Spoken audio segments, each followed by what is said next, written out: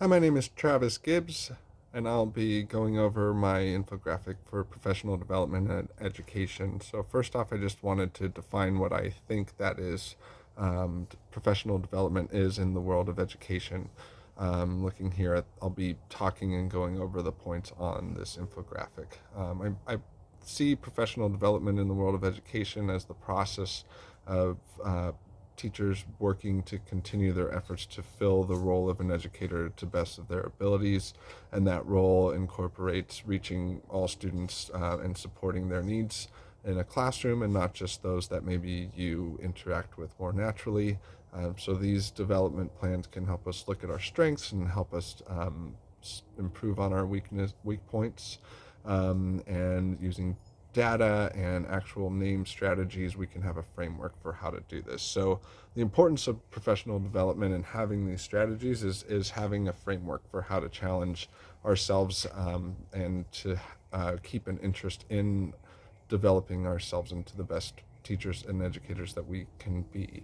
There are some stats in the world of tech where they are asking their employees to look at either asking for seeking another job, promotion in a way, or to move on to another company around 3 years. And it seems to be that that is a point that we need to start thinking about challenging ourselves once we've been in a role for that amount of time.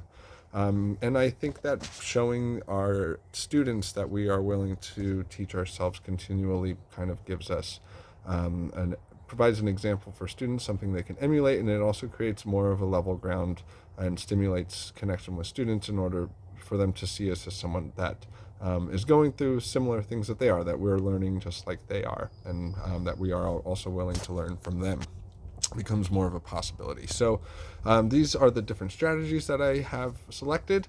One is content and peer collaboration. I think that working with teachers in the same subject, the peers in our field, can help us gain insight and exposure to alternative teaching strategies and methods. And they may have an insight with specific students that we're interacting with, and they have a personal connection with what's best to do, how to deal with those individuals.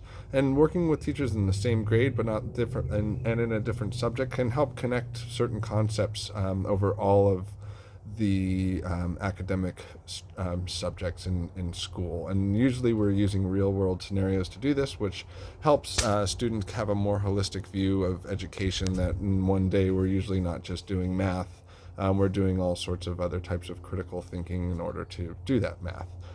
We can use data, we can analyze it, we can use it to help make decisions. And so we can recognize our strengths, we can recognize where we need to improvements by looking at data from assessments that we're doing, or from other performance-based reviews that we're getting.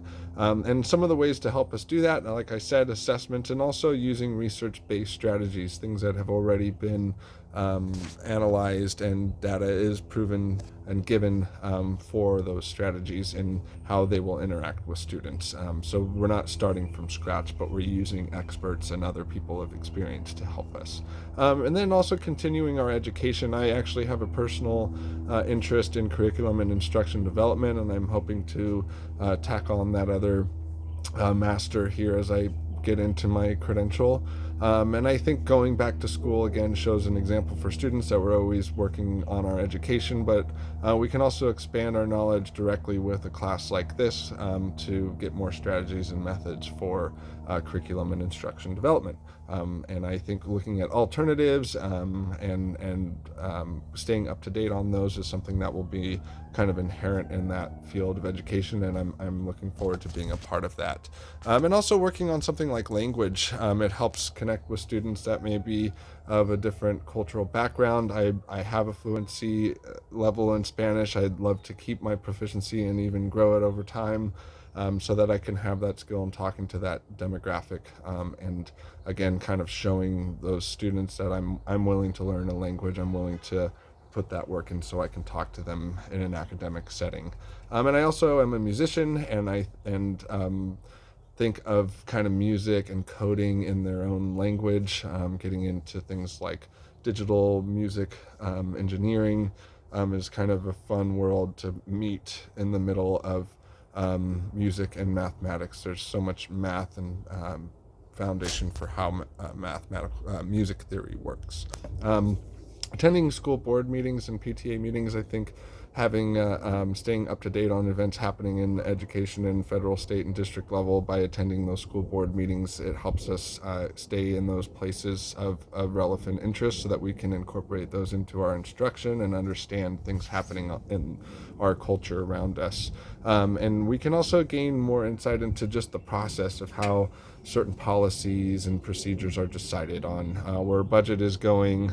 There's so much that goes into that process, and it's easy to complain and get stagnant in our jobs once we're doing it over a certain amount of time. I think that's true for any profession. And so having an insight into how these things, how changes are made, allows us to, one, stay patient and also know what resources to use when we are seeking some sort of adaptation in our field. And then technology training.